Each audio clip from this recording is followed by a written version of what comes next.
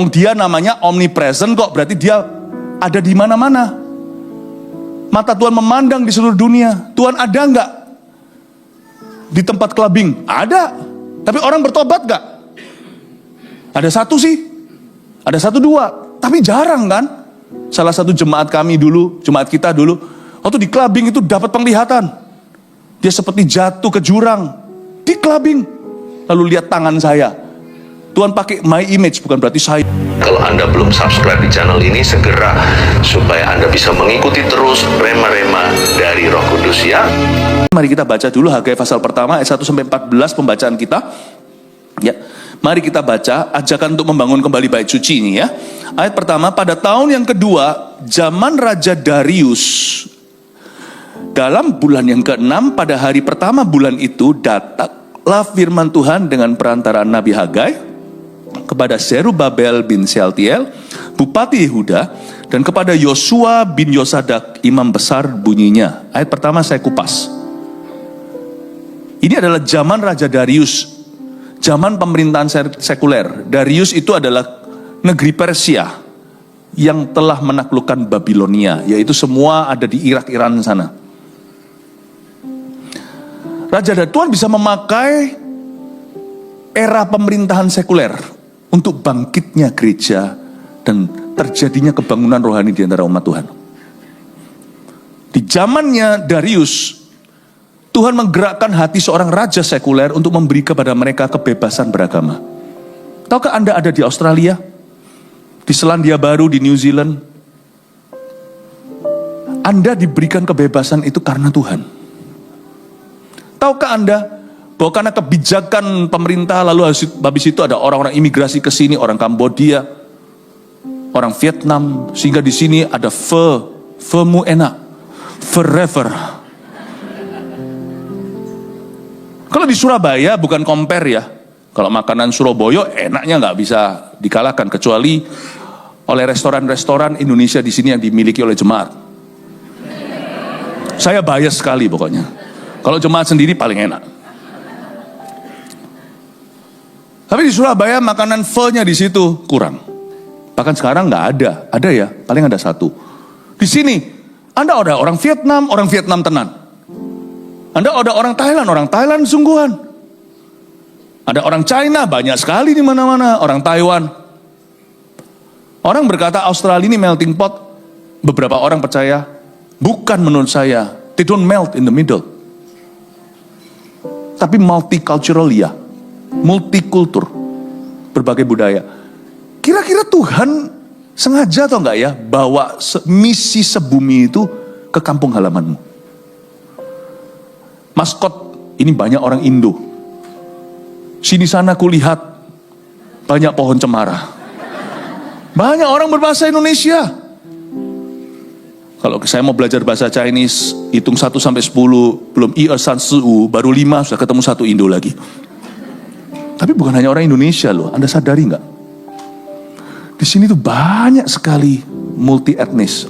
Orang Indo ada ribuan di Greater Mascot. Saya sudah membuat suatu riset tersendiri.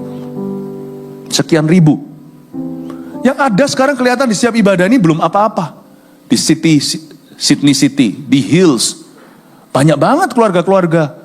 Auckland, Melbourne, ya ampun Melbourne. Hello Melbourne, I can feel you. Where are you? You're watching me, I know.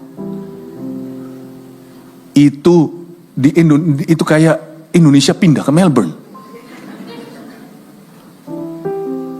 Saya rasa itu kesengajaan Tuhan ya. Tuhan memindahkan misi sebumi itu ke kampung halamanmu. Darius dipakai oleh Tuhan. Kebijakan-kebijakannya tanpa disengaja memberikan advantage kepada umat Allah. Tapi umat Tuhan gak siap masalahnya. Orang-orang Yahudi hidup bagi dirinya zaman itu. Semua mikirin dirinya. Padahal Tuhan mau memakai mereka. Padahal kalau mereka mau setuju sama Tuhan ya, mereka jadi besar loh. Apapun yang mereka perbuat, diberkati loh. Tuhan tuh gak pernah buat orang susah, tuh gak pernah. Meskipun kita semua punya susah payah dalam hidup ini. Karena kita masih hidup di dunia. Kita ini darah daging Adam dan Hawa. Tapi Tuhan tuh gak pernah buat orang susah. Jika Tuhan tuh customer di restoranmu, Tuhan tuh gak pernah membuat orang itu kerja itu rasa terpaksa. Kalau Tuhan itu datang ke rumahmu, dia tidak akan kotori rumah Anda. Tuhan itu sifatnya bersihan. Dan apapun kalau Tuhan itu pinjam dari seseorang, pinjam keledai kayak pinjam loteng atas untuk perjamuan suci malam terakhir itu, Tuhan pasti ganti. Tuhan itu orang yang paling tahu diri, pribadi yang paling tahu diri seluruh dunia itu Tuhan. Itu kalau Tuhan datang ke restoran Anda itu enak, piring Tuhan cuci sendiri. Dan Tuhan pasti tinggalkan tips. Nggak mungkin lah Tuhan nggak berbelas kasih dengan semua orang yang bekerja sekalipun nggak melayani mejanya. You have to know sifat Tuhanmu. Kenapa kita tuh worry untuk melayani? Kenapa kita burn out? That's a stupid thing. Kalau hari ini saya suruh kerja untuk raja dan segala raja, my goodness, saya itu memiutangi loh. Kenapa saya komplain? Saya itu kalau hari ini, gak mungkin kalau ada konglomerat datang ke depot saya. Ya, misalnya kalau dia sampai ketinggalan dompetnya, saya justru aji mumpung, yes, gak usah bayar, supaya dia memiutangi. Supaya saya memiutangi dia. Karena gak mungkin glory seorang konglomerat. Dia akan mencuri semangkuk noodle dan tidak bayar di restoran. Too much at stake. His glory is at risk. Kalau dia sampai menyuruh Anda melakukan sesuatu, lalu dia berutang budi kepadamu. Bukankah kemuliaan raja di atas segala raja, pencipta alam semesta, sebelum ada manusia menciptakan semua malaikat itu semua dipertaruhkan hanya demi apa? Satu favor he asked of you. He would not. Kenapa kita komplain kalau disuruh Tuhan? Darius aja menjilat kakinya. Ini Raja Darius zaman dulu itu. Dia adalah super power of the day di zaman itu. Raja Persia itu luar biasa. Babilonia pun takluk. Nebukadnezar semua peninggalan kerajaannya. Even Darius was serving God's purpose. Who are we? Kita rakyat jelata. Saya ingin Anda melihat bahwa kita semua harus mengenal Tuhan terlebih dulu sebelum kita bisa punya prioritas yang benar. Kenapa prioritas kita kudu salah? Karena pengenalan kita akan Tuhan selalu salah. Do you know your God? You know, I'm not teaching about knowledge. I'm not teaching, saya tidak mengajarkan pada Anda supaya Anda punya pengetahuan saja. Tapi saya sedang ajarkan pengenalan akan Tuhan. You know, through this stage, melalui mimbar ini, saya mau membagikan pengenalan akan Allah. Karena pengenalan akan Tuhan itulah yang memerdekakan. Amin Bapak Ibu. Lanjut, kita lupakan Darius dulu. Pada tahun yang kedua zaman Raja Darius, dalam bulan yang ke-6, pada hari pertama bulan itu datanglah firman Tuhan. Coba lihat itu ada bulan, tanggal, semuanya itu bukan kita superstisi, percaya tanggal keramat. Tapi intinya adalah today, mark this date. Catat tanggal hari ini. God is speaking to his people. Datanglah firman Tuhan. Jangan lupa, hari ketika Tuhan berbicara kepadamu, jangan kau keraskan hatimu. Dengan perantara Nabi Hagai kepada Serubabel. Serubabel dipakai. Serubabel di sini siapa? Kalau Hagai Nabi, Serubabel ini adalah seorang bupati. Jadi Tuhan bisa pakai berbagai profesi, bukan hanya pendeta, tetapi Tuhan akan memakai rohaniawan lebih dulu. Tuhan memakai Nabi Hagai untuk menciptakan pengenalan akan Allah di dalam hati dan benak manusia. Lalu yang pertama-tama adopsi visi, di antaranya adalah Serubabel, seorang bupati. You see, Tuhan pakai berbagai profesi. Kalau Anda anak Tuhan, maka Anda Kristen dulu sebelum Anda adalah seorang pengusaha. Tidak ada namanya pengusaha Kristen itu, yang ada adalah Kristen pengusaha. Anda Kristen dulu baru businessman. Anda Kristen dulu baru housewife. Anda Kristen dulu baru student. Bukan I'm a student who happens to be a Christian. No, you're a Christian who happens to be a student. You get it? Saya ini Kristen dulu, baru jadi pendeta. Coba lihat pendeta yang kurang Kristen. Berbagai macam skandal pun bermunculan. We must be Christian at the core. Kita harus jadi Kristen dulu di dalam hati kita. Kristen itu artinya apa? Seperti Kristus, milik Kristus. Kristus kecil. Serubabel itu adalah orang yang takut akan Tuhan, yang kebetulan juga seorang bupati Yehuda. Dan Tuhan tangkap hatinya dan dia memberi diri. Dia memberi diri kepada Tuhan. Makanya Tuhan pakai Zerubabel. Dan kepada Yosua bin Yosadak, imam besar bunyinya, Tuhan pun pakai rohaniawan berbagai-bagai macam posisinya. Hagai nabi, Yosua itu imam. Tuhan memakai di sini orang-orang, ada yang pengkhotbah, ada yang seorang WL, ada yang main piano seperti ini, by the way, thank you. Ada juga yang pegang kamera di depan sana. Saya mau khotbah sebagus apa, sediurapi apapun, kalau dia matiin tuh kamera, Melbourne nggak lihat. Tuhan pakai imam besar. Imam itu tidak profetik. Dia itu lebih pada liturgi.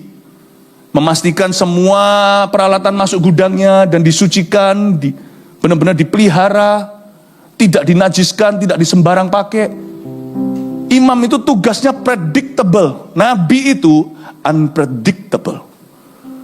God may use any kind of personality, Christian personality in the house of the Lord. Ada orang yang aku gak bisa kalau ditaruh di depan sini langsung mati kutu. Tapi aku bisa angkat-angkat, bantu semuanya. Dan layanilah dengan hati hamba. Ada orang yang berada di depan sini, hati-hati, tetap kau juga harus melayani dengan hati hamba, bersembunyi di balik salib Yesus. Yang penting kita melayani Tuhan, baik itu imam besar maupun nabi Hagai, kita tidak boleh melayani Tuhan dengan ego atau egosentrik. Kita adalah hamba, steward, manager of God's grace. Karena Tuhan mau kita memakai kita sebagai batu-batu hidup untuk membangun suatu visi yang sangat-sangat luar biasa untuk menyelamatkan jiwa-jiwa. Kita lanjutkan ya. Ayat 2. Beginilah firman Tuhan semesta alam. Bangsa ini berkata, sekarang belum tiba waktunya untuk membangun kembali rumah Tuhan. Nah itu dia. Pada waktu visi dibagikan oleh Hagai, ya, waktu Hagai bernubuat, lalu imam besar Yosua juga menyampaikan firman, bangsa itu responsnya macam-macam. Awal-awal mereka menolak, mereka berkata, enggak lah, enggak usah lah. Bangsa ini berkata, sekarang belum tiba waktunya untuk membangun kembali rumah Tuhan. Ngapain sih rintis gereja? Enggak lah, sekarang belum waktunya. Kenapa? Gua masih sibuk. Sekarang belum waktunya, aku masih bermasalah. Sekarang belum waktunya, ini loh, aku masih sekarang fokusnya ke studi. Loh, apakah dengan melayani Tuhan studimu jadi hancur atau justru kita fokus? Apakah dengan melayani Tuhan, membangun rumah Tuhan, dan menggenapi visi Tuhan atas rumah itu, pernikahan kita jadi hancur atau justru suami istri melayani?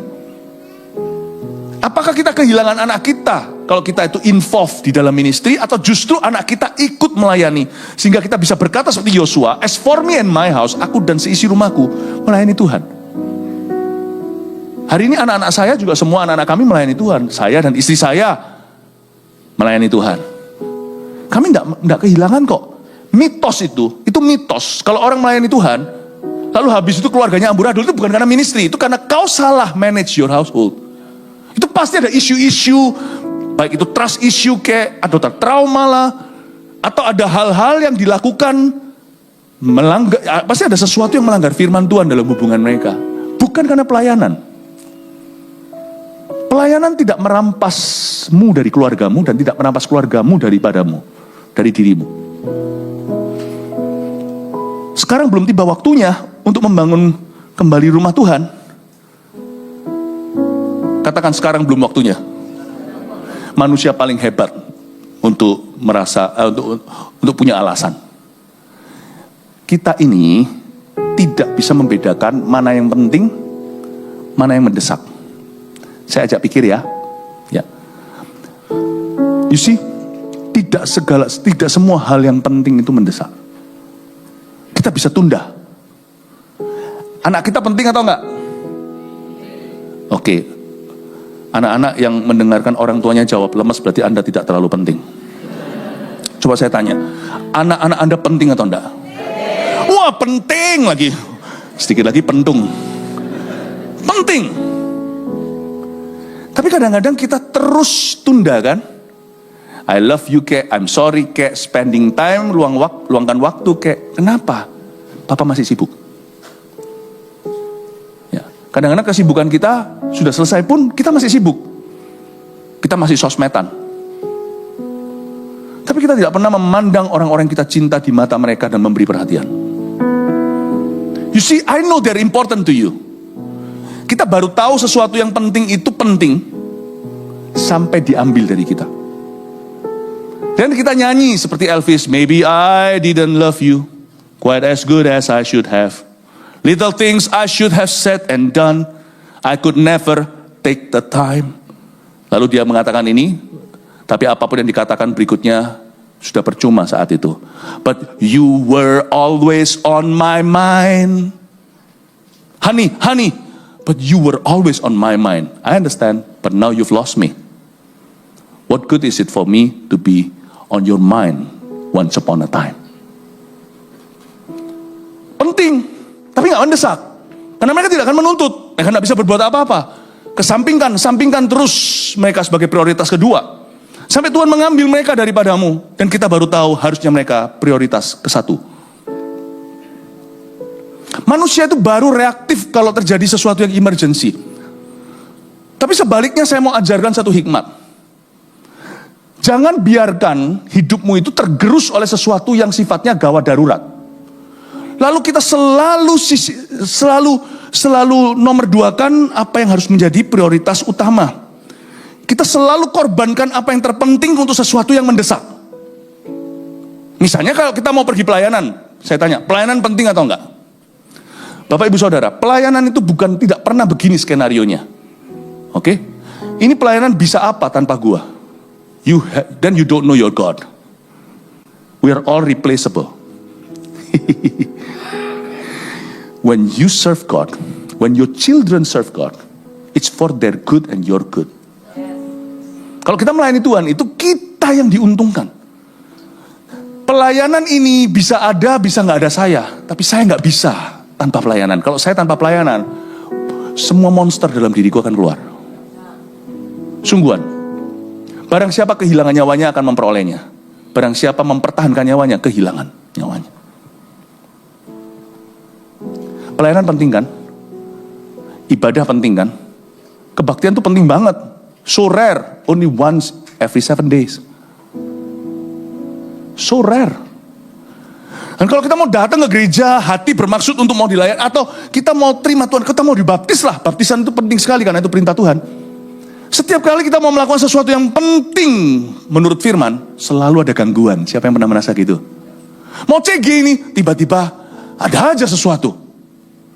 Dan kalau satu cubitan setan bisa membuat kita membatalkan, setan tahu lain kali harus cubit di mana. Saya mau khotbah, misalnya, lalu ada gangguan. Tiba-tiba sejahtera saya dicuri, sukacita juga. Hati saya terganggu. Saya harus tetap komit. I know ini mendesak, aku harus selesaikan. Atau ada suatu masalah di rumah, tapi saya tidak boleh batalkan apa yang penting demi sesuatu yang mendesak. Jangan jadi orang yang rapuh, gampang menyerah. Ketika sedikit diganggu, langsung dia berkata, sudahlah. Bapak Ibu Saudara, jangan pernah punya kebiasaan untuk selalu mengorbankan apa yang penting untuk sesuatu yang tiba-tiba atau sesuatu yang mendesak. Very important, tapi selalu akhirnya Anda tidak akan pernah kunjung melakukan yang penting itu. Karena hidupmu akan selalu didesak dengan perkara-perkara yang mendesak. Sehingga Anda tidak pernah sungguh-sungguh menyelesaikan apa-apa yang penting dalam kehidupan Anda. Makanya kalimat ini sekarang belum tiba waktunya, saya kupas habis. What is waktu? Apakah maksudnya segala sesuatu sudah waktunya kalau itu nyaman for you? Kalau kita tunggu nyaman, kita tidak akan pernah dibaptis. Kalau kita tunggu semua orang support kita tidak akan pernah melayani. Kalau kita tunggu seluruh dunia percaya kepada Tuhan, kita tidak akan menginjili. Kita tidak akan pernah. Mau CG, gangguannya banyak.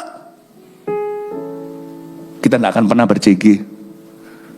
Mau ikut kelas MSJ, My Spiritual Journey One tadi yang Greeter sudah sampaikan, ada di dalamnya tentang our new gambar diri kita yang baru, pemutusan dengan masa lalu, baptisan Roh Kudus dan segalanya. Mau belajar itu selalu ada gangguan. Dalam perjalanan ke sini tiba-tiba nggak tahu ada crazy driver out there. Salib-salib lalu kasih jari tengah. Turunkan window maki-maki. Aku mau ke gereja kok banyak pencobaan. Kenapa? Aku mau deket sama Tuhan dicobai. Udah deh, nggak usah deket sama Tuhan. Loh, bukan gitu solusinya. Kalau kita mau deket sama Tuhan dicobai terus, diganggu, ya berarti kita harus semakin dekat dan kita harus bertekad bulat. Kalau enggak, kita tahu dalam perjalanan akan batal. Seorang laki-laki kalau lagi seneng sama perempuan, mau tsunami kayak mau apa kayak, dia akan muncul dengan basah kuyup, rambut tinggal setengah, tiup angin habis, dia tetap di depan pintu dan berkata, will you marry me? Why can't you do that? To the more important thing, building your relationship with God. Sedangkan kita kalau mau pergi ke gereja, mau pelayanan, mau do whatever, tiba-tiba ada hujan aja berkata, Tuhan tidak kehendaki. Tuhan, ya kita gampang sekali berkata, mungkin ini tanda dari Tuhan. If you really think something is so important, you fight for it. What is love if you don't fight for what you love? I'm gonna fight for what I love. I love my God. I'm gonna fight to be here. I'm gonna fight my way to get baptized. I'm gonna fight my way to learn more about Him. I'm gonna fight my way to be able to serve His people. I'm gonna fight my own feelings if necessary, so that it's not my will but His will be done. So my will must die. Pastor Philip, please translate for me. You're in Australia, you should understand. Amin, Bapak Ibu. Tanyakan akhirnya, what is waktunya? Apa yang namanya sudah waktunya? Saya beritahu ya, waktunya tidak akan pernah tiba untukmu. Anda yang harus ciptakan waktu itu. Untuk melayani, untuk mengasihi, untuk mengampuni, you yang harus ciptakan. Jangan izinkan waktu make it easy for you. Amin, Bapak Ibu. Kenapa dikatakan sekarang belum tiba waktunya untuk membangun kembali rumah Tuhan? Ini waktunya apa? Hagai berkata ini waktunya untuk membangun rumah Tuhan. Kalau ditanya di zaman Israel itu, what time is it? Bukan 9 o'clock. What time is it? It's time to build. Coba tanya kanan kirinya, what time is it? Jangan beritahu clocknya. Jawabannya adalah time to build His church. Katakan time to build His church. Berikan tepuk tangan untuk Tuhan.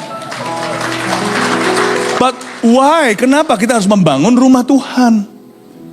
Saya sedih sekali kemarin pada waktu saya jalan di City sore. Ada satu orang ngos-ngosan catch up with us. Mungkin karena kaki kami panjang, jadi satu langkahnya kami adalah 3 langkah orang. Pastor Philip, thank you so much. You've been a blessing to me. Saya banyak terima jawaban Tuhan dari khotbah-khotbah Anda dan sebagainya. Itu saya tanya, Anda sudah bergereja belum? Oh, saya tidak perlu ke gereja, saya bisa bertumbuh sendiri. I'm sad. Dengan segala alasannya tentunya yang masuk akal, saya juga tidak bisa menyanggah. Tapi intinya adalah that's the furthest from the truth, you know. That's the furthest from the truth. Kenapa rumah Tuhan itu perlu untuk kita? Dan kenapa dia harus berdiri di komunitas kita? Tahukah Anda, rumah Allah itu bukan gedungnya, people-nya, visinya, programnya, kegerakannya. Rumah Allah itu juga hadirat Tuhan yang bekerja lewat interaksi kita satu dengan yang lainnya. Memang hadirat Allah ada di mana-mana. Dia namanya omnipresent kok, berarti dia ada di mana-mana. Mata Tuhan memandang di seluruh dunia. Tuhan ada nggak di tempat clubbing? Ada. Tapi orang bertobat nggak? Ada satu sih. Ada 1-2. Tapi jarang kan? Salah satu jemaat kita dulu, waktu di clubbing itu dapat penglihatan. Dia seperti jatuh ke jurang di clubbing. Lalu lihat tangan saya. Tuhan pakai my image, bukan berarti saya begitu sakti bisa masuk di clubbing. Saya mungkin lagi tertidur, tapi Tuhan pakai my face to take him to our church. Saya grab him dalam penglihatannya. and pull him dari jurang itu waktu dia lagi high on drugs. Lalu the following weekend he showed up in church. Dan saya yang berkhotbah. Semua itu kan dituntun sama Tuhan seperti Cornelius dituntun pada Petrus. Kita kan cuma hamba-hambanya. Satu ada sih, tapi lebih banyak orang yang bertobat di rumah Tuhan karena disengaja. Di sana sekali-kali, di sini setiap kali. Rumah Tuhan itu penting sekali. Karena rumah Tuhan itu adalah focal point, sentralisasinya pekerjaan Roh Kudus di antara jemaat. Rumah yang didedikasikan untuk Tuhan seperti Salomo waktu mendedikasi bait suci. Tuhan hadir di situ mendengar doa. Rumahku disebut rumah doa bagi bangsa-bangsa. Jadi rumah Tuhan itu penting kalau dia masih runtuh di sebuah komunitas, karya Allah minimalis. Tapi kalau dia dihadirkan secara sengaja, dibangun dengan tangan-tangan kasih seperti tangan-tangan Anda, maka pekerjaan atau karya Roh Kudus bisa maksimalis, bisa maksimum di tempat itu. Rumah itu sentral. Loh, kita bisa nggak belajar tanpa ke universitas? Bisa. Tapi pernahkah Anda pergi ke downtown atau dekat di situlah? Anda lihat university, bukan downtown sih ya, tapi ya universitas tertentu, muridnya ribuan di situ. Loh, kita bisa belajar di rumah. Tapi ketika berdiri universitas, kota itu atau wilayah itu menjadi kota pendidikan. Kos-kosan, makanan, anak-anak muda di mana-mana so happy lihat young people on the streets like that. Membawa tasnya, pergi ke kuliah, pulang sekolah, beautiful to see. Tapi pendidikan hanya bisa membawamu sampai ke kehidupan ini.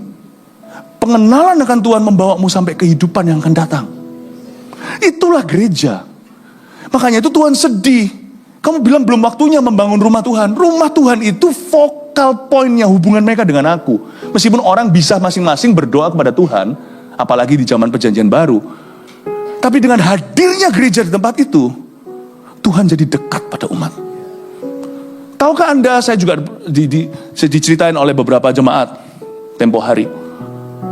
Di luar tempat sekolah-sekolah yang terkenal, di luar sana ada komunitas gay yang sudah menunggu untuk menginjili anak-anakmu. Padahal anak-anak Anda straight, lurus. Sudah ada orang-orang yang menantikan, apalagi international students. Mereka yang masih lugu-lugu, masih adaptasi untuk ajari for free. Vaping itu gimana? Tahukah Anda bahwa setan juga mendirikan gereja di mana-mana tanpa menyebutnya gereja setan? Setan punya evangelis yang very effective. Dia punya witnesses, punya saksi-saksi dan penginjil-penginjil yang sangat-sangat efektif. Tahukah bahwa kalau kita tidak mendirikan rumah Allah, anak cucu kita akan hilang. Ini bukan hanya gedung, tapi ini adalah kehidupan rohani umat. Di city, di hills, ya, sekarang di Mascot, di Melbourne, di Perth. Nanti Tuhan izinkan ya, kalau Tuhan izinkan nanti tahun-tahun ke depan, kami akan usahakan untuk bisa visit selain di Sydney. We want to build God's churches. Kemarin waktu di sini ada anak-anak muda, wow, mereka dari pagi sampai malam, bukan dugem, ini dugem yang baru, bukan dunia gemerlap, tapi dunia penggembalaan.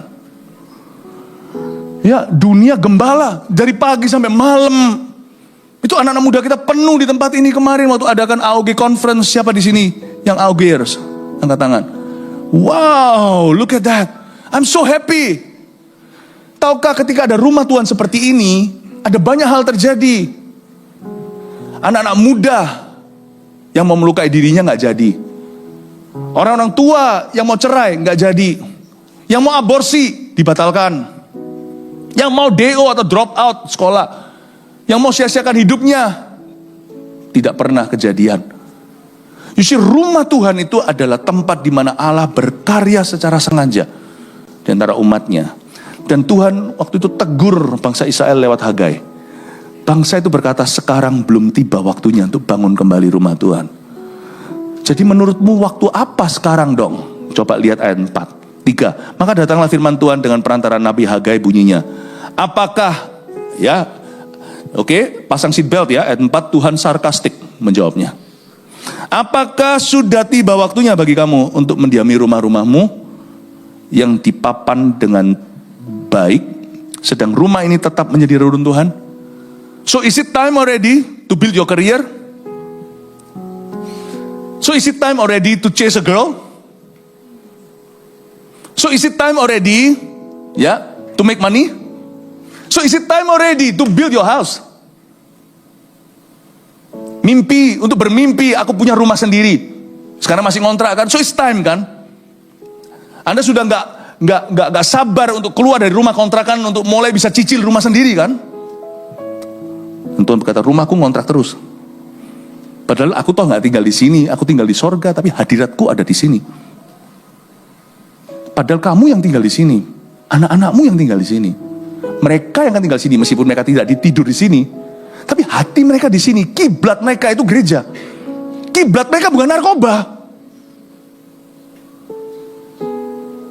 Padahal putramu, padahal keluargamu, padahal pernikahanmu yang diselamatkan di sini. Cerai nggak jadi. Ya. Wow. Dia berkata, apakah sudah tiba waktunya bagi kamu untuk mendiami rumah-rumahmu? Oleh sebab itu beginilah firman Tuhan ayat 5. Kamu menabur banyak tetapi membawa pulang hasil sedikit. Tuhan berkata, ini yang terjadi karena prioritasmu salah. Kamu makan tapi tidak sampai kenyang. Makanan tidak terasa seperti makanan. Kamu minum tapi tidak sampai puas. Minum tidak pernah lepas dahaga. Minum air biasa nggak cukup, harus angkat. Lebih dari itu, minuman bersoda. Soda sudah tidak nyaman lagi di mulutmu. Yang manis-manis seperti nggak boleh sebut endorse satu brand. Yang hitam-hitam itu udah nggak mempan lagi. Sekarang harus beralkohol. Alkohol nggak bisa alkohol biasa lagi. Udah yang gitu-gitu biasa. Itu harus yang 40% alkohol. Udah. Minum pun kamu nggak pernah puas. Air sudah jadi cea, udah rasi seperti hambar. Soft drink dulu waktu kecil semua nangis-nangis, tarik-tarik baju mama, sekarang tiada artinya. Sekarang harus minum-minum dengan teman sampai mabuk. Kamu tidak pernah puas dengan minumanmu. Kamu tidak akan pernah puas. Kamu berpakaian, tapi badanmu tidak sampai panas, baju tidak terasa baju. Dan orang yang bekerja untuk upah, ya bekerja untuk upah yang ditaruh dalam pundi-pundi yang berlobang. Beginilah firman Tuhan semesta alam. Perhatikanlah keadaanmu. Tuhan berkata, perhatikan your spiritual life. Perhatikan manusia rohmu. Lihat kan, compang-camping kan? Lihat kan? Jadi naiklah ke gunung, bawalah kayu, dan bangunlah rumah itu, maka aku akan berkenan kepadanya. Aku akan menyatakan kemuliaanku di situ, firman Tuhan. Bangunlah, aku akan berkenan kepadanya. Berkenan kepadanya itu berarti aku akan berkenan kepadamu. Saya pernah datang di sebuah gereja, saya nggak mau sebut di mana, kota mana. Itu gereja, waktu saya datang ke tempat itu. Dia bukan gereja besar, tapi gereja kecil jumlahnya. Jemaat gereja itu, yang punya 2/3 kota itu. Saya ulang ya, jemaat gereja itu punya 2/3 kota itu. Itu semua juragan tanah itu semuanya. Ini semua mogul-mogul properti. Tapi gereja itu cuman pakai gorden itu loh, bukan gorden sungguhan. Cuman pakai apa itu namanya, kain hitam tutupi antara ini untuk disekat sana sini. Primitif sekali. Nah kalau dia baru berdiri 1 bulan, saya ngerti. Ini gereja sudah bertahun-tahun. Saya duduk terus terang, saya itu orangnya tidak judgmental. Kalau saya menyembah ya menyembah, saya mikir Tuhan. Tapi terpaksa hari itu tidak bisa tidak. Saya merasakan kecemburuan Allah tanpa amarah atau emosi. Nah saya mau naik ke khotbah itu, hati saya itu terganggu dengan pemandangan ini.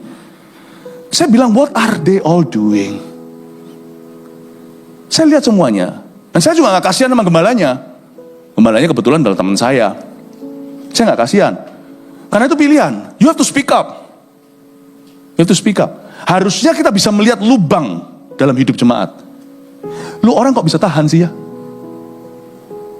Bertahun-tahun rumahnya semua mansion. Lihat rumah Tuhan itu cuma pakai apa namanya itu, sekat-sekat pakai kain-kain hitam yang jelek. Aduh. Dan itu amburadul semuanya. Saya bilang, a bunch of hypocrites. Semua orang munafik. Datang ke gereja berkata, I love you God. You don't. You love yourself. You using your God. Saya tidak ajarkan bahwa gereja pernah dan boleh minta-minta. We never do that. Cek semua khotbah-khotbah kami. Tidak ada satupun yang kayak begitu. Tapi saya dengan mudah bisa spot prioritas yang salah. Saya berkata, what am I gonna go up there and preach? Saya mau preach apa ke mereka? Saya gak mau jadi badut, the badut of the day. Saya bukan the clown, birthday clown kayak di Indonesia. Saya naik ke atas lah. Tapi saya gak main, saya berkata pada desain, none of my business. None of my business. Saya terus ingatin saya waktu mau naik ke atas mimbar, none of my business. Saya naik ke atas, saya sampaikan khotbah yang saya rencanakan. Kalau naik ke mimbar sendiri, karena ini adalah mimbar yang saya jaga, karena ini adalah wilayah teritori yang harus kita pelihara, karena ini adalah tugas yang langsung kita emban dari Tuhan. Saya selalu berlutut dulu sebelum naik ke sini, memelihara kemurnian atas ini. Seperti berkata pada Tuhan, Lord, mimbar ini, our responsibility untuk menjaganya. Tapi waktu saya diundang, kan bukan mimbar saya. Waktu saya naik ke atas, saya berkata, none of my business, none of my business. Saya sampaikan Mazmur 23. Saya hanya ingatkan mereka, Tuhan itu gembala. He is good, you know. Udah itu aja. Saya turun itu, ya hati saya gatal, semuanya itchy. Sepertinya saya mau minum obat alergi. Saya berkata, hati itu membara. Saya berkata, none of my business. I think I did the right thing. I didn't have to meddle in people's business. I'm not their pastor. But if it happened in our church, I'm gonna swallow you. Tapi kemarin waktu saya melihat tempat ini, orang-orang semua jemaat volunteer ngebor semuanya. Shalom dari sana, anak muda di sebelah sana duduk pelan-pelan, ngatur semuanya sampai ngelembur-ngelembur, semuanya harus diusir-usir pulang.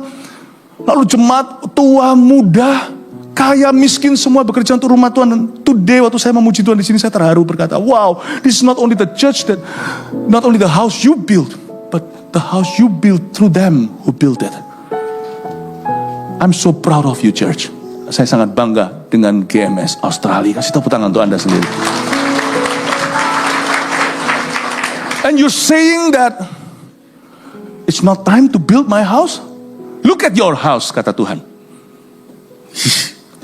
Ngeri ya, saya gak mau digituin sama Tuhan. Tuhan kata, you said, kamu berkata kamu cinta padaku. I don't believe you, kata Tuhan. Sama orang Israel. Bisa gak kita? Ya, kita kan masih orang Indo ya. Masih orang-orang Asia ya. Orang Asia kan pasti ngerti gini ya. Misalnya, Anda itu juragan tanah tadi. Anda datang ke rumah anak Anda, di situ keliaran tikus, kacoa. Ancur-ancuran seperti rumah misalnya apartemen di Hong Kong itu loh. Kan kecil-kecil kan. Antara WC itu sungguhan, saya tahu dulu waktu saya kecil pernah pergi ke rumah kerabat apartemennya. Itu WC, dapur dan juga tempat tinggal mereka itu kecil banget, itu gak ada pintunya, cuman ada apa? Ada kain. Jadi gak tahu itu bau masakan atau chotofu atau just chow. Kasihan, kalau Anda punya anak, Anda datang, Anda lihat kayak gitu kondisinya, Anda berbuat sesuatu enggak? Kalau anak Anda baik loh ya, kalau anak Anda memang suka berjudi lain cerita. Kalau anak Anda baik, tidakkah Anda akan menolong? Menolong pasti. Saya balik. Kalau Anda lihat papa Anda di rumah kayak gitu, Anda konglomerat. Will you do something?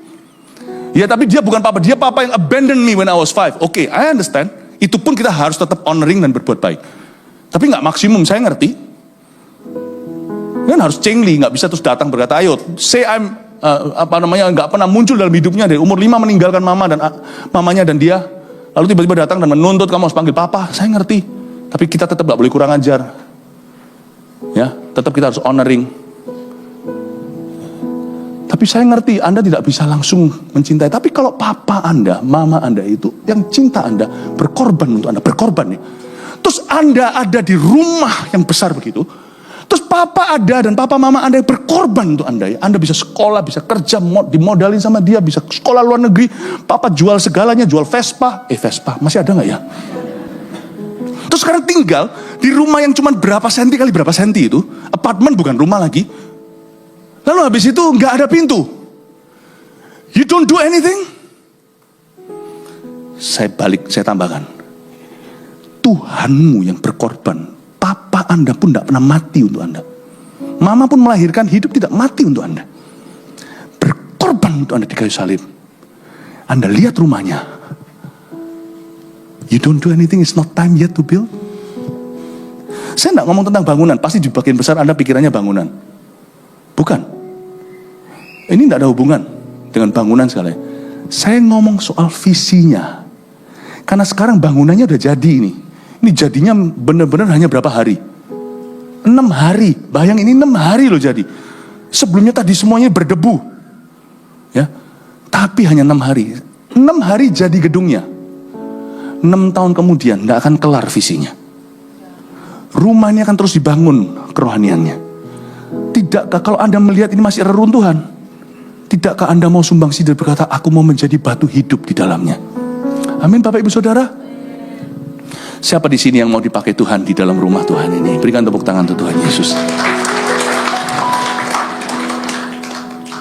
Tuhan berkata di ayat yang ke-9, kamu mengharapkan banyak tapi hasilnya sedikit. Dan ketika kamu membawanya ke rumah, aku mengembuskannya. Oleh karena apa? Demikian firman Tuhan semesta alam. Oleh karena rumahku yang tetap menjadi reruntuhan, sedang kamu masing-masing sibuk dengan urusan rumahnya sendiri. Itulah sebabnya langit menahan embunnya, bumi menahan hasilnya. Dan aku memanggil kekeringan datang ke atas negeri, ke atas gunung-gunung, ke atas gunung-gunung, ke atas gandum, ke atas anggur, ke atas minyak, ke atas segala yang dihasilkan tanah, ke atas manusia dan hewan, dan ke atas segala hasil usaha. Hewannya pun kasihan.